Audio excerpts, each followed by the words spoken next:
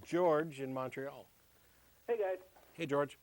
Yes, I want to talk about the issue of morality, basically, and how you hear a lot of times from various Christians that morality is only about rules coming from God, and that it has nothing to do with what you are or what you do.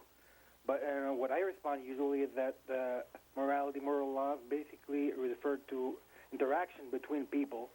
And between people, so if there's only one person, for example, there's no need for morality. If there's only one person in the world, there's only one mind, the morality is inconsequential and it's irrelevant, which makes the point that a God is the source of morality makes it a bit absurd. Okay. Because there's nothing for a God to interact with. What do you guys think about that? We agree. Yep. Yep.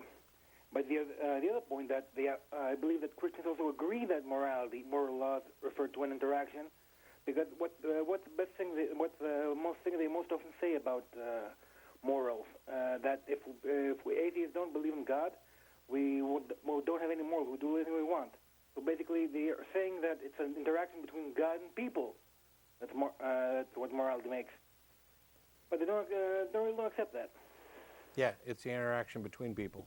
Their God thing is I don't irrelevant. know. I think if you cornered certain believers, they might be willing to say that it would be, say, wrong to covet your neighbor's ass, even if no human beings, much less donkeys, existed, that it would still be wrong because God would still have that rule.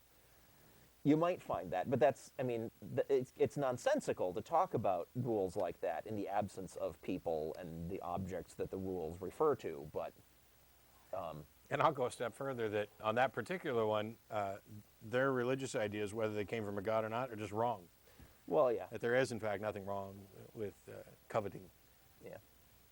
Sure, but the thing is that Christians always make a big deal that morality must come from a transcendent singular being.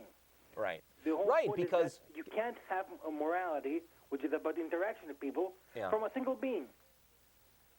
You can't do that.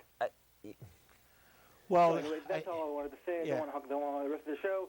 Have a nice night, guys. Cool. Thanks, George. What you can have, let's talk about this. Like one guy trapped on a desert island, right? He could say to himself, when he's there on the desert island all by himself, he could say, it is wrong to eat coconuts on a Tuesday.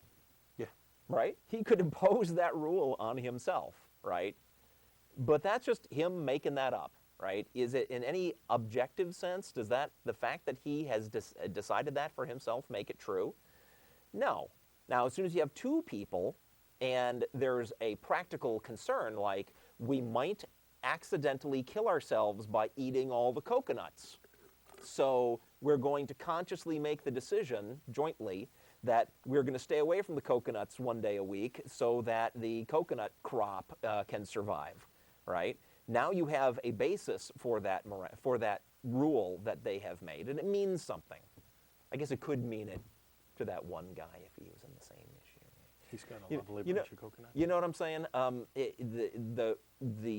For any moral rules that don't track back to some practical reality are pointless in the first place and just a means of imposing your will on others.